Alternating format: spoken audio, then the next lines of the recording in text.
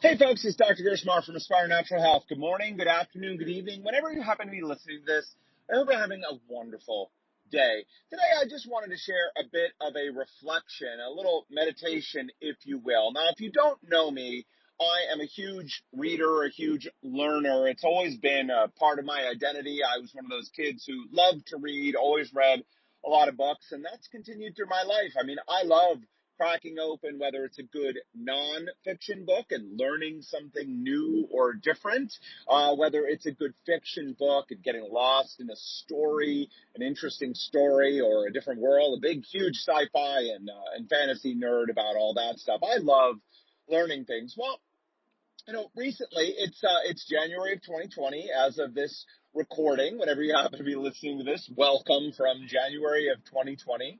And, a couple of fairly famous people, at least in their own small niche, have come out. So Tim Ferriss, popular on the internet, has come out and said he is committing to read no new books for the entire year. It's become a bit of a badge of honor to, read a lot of books, to say, hey, I'm reading a lot of books, to post a picture of having a big stack of books on your bookshelf. And he's committed to instead go back and reread books that he's read or that he has on his bookshelf. And I've seen a couple of other people, whether it's just a thing of the times or they're jumping on that bandwagon, also say they're committing to cut down the number of books that they read this year. So, the question I have for you, the question I'm pondering myself right now is it better to read new books or is it better to reread old books? What do you think? My meditation here on this, of course, is there's no perfect answer for this. The answer isn't one or the other. It's, of course, both. But where should we be focusing our time? Because, of course, the value of a new book is that it exposes you to a new idea, or it says an old idea in a new and different way that resonates with you. So if we don't read new books, we don't get exposed to new information, or again, information in a new way. Without new information, of course, the first step in making changes in our lives is learning something. If we don't learn something doesn't strike us, how are we going to make changes, right? So the value of a new book is new information. But the value of an old book, I think, is one of two things. First of all, whenever we read something, we don't absorb all of the information inside. In fact, we may only take in a tiny bit of that information, or said a different way, we may learn a whole bunch of stuff, but we're not going to be able to implement a whole bunch of stuff all at once. So maybe you read a book on health, for example, right? And it was laying out all these different changes that we could make that could improve our health. Well, if you had success, one of two things happened, right? Either one, you picked out one or two of those things and you focused on those things and the rest dropped away. Or two, you tried to make a whole bunch of changes all at once. They weren't sustainable and they eventually dropped, right? I mean, that's the human condition. So the value in going back and rereading a book, I think, is re-exposure to that information again. And so just like a new book, we're in a different place in our life. We can take away different insights from the same book that we read before. Maybe the first time we read it, we focused on, this part. Now we're reading it, we're focusing on a different part. So there's value there. The second is being reminded of things we always know. So we're always we glorify in our society the hunt for new stuff, right? New information, new things, the latest, most popular, newest gadget. Old is boring, old is bad, right? But a lot of times we need to be reminded of things that we already know. Like, is it any huge insight to you that you need to eat a healthy whole foods diet and avoid too much sugar and foods that are problematic for you? I mean, is that like earth-shattering? I hope the answer is no.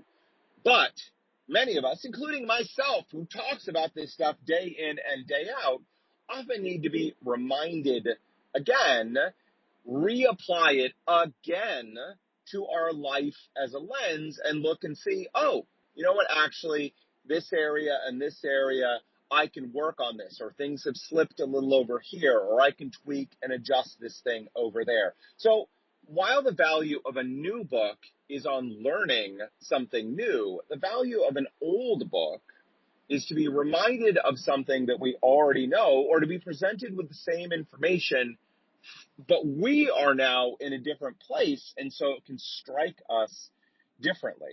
So all this thought has me thinking about, what are the books that really moved me in the past? Or maybe you go to your library, right? And I mean that your bookshelf, your home library.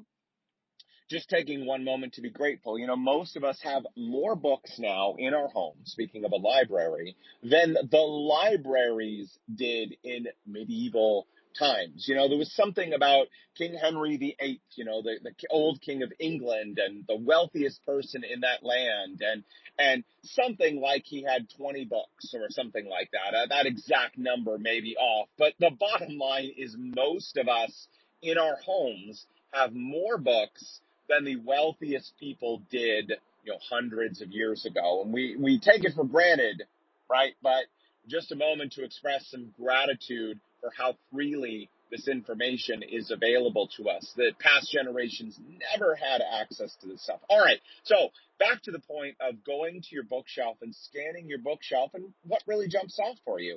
Maybe instead of buying a new book, it's time to look at an old book.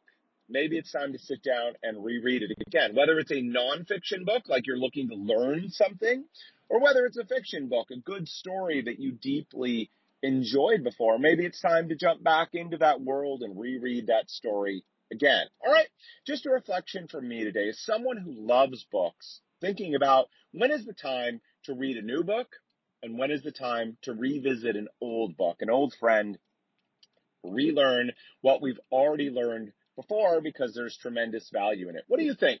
New book or old book? Will you share it with us? There's two ways you can share it with us. The first, go and visit our Facebook business page. It's Facebook.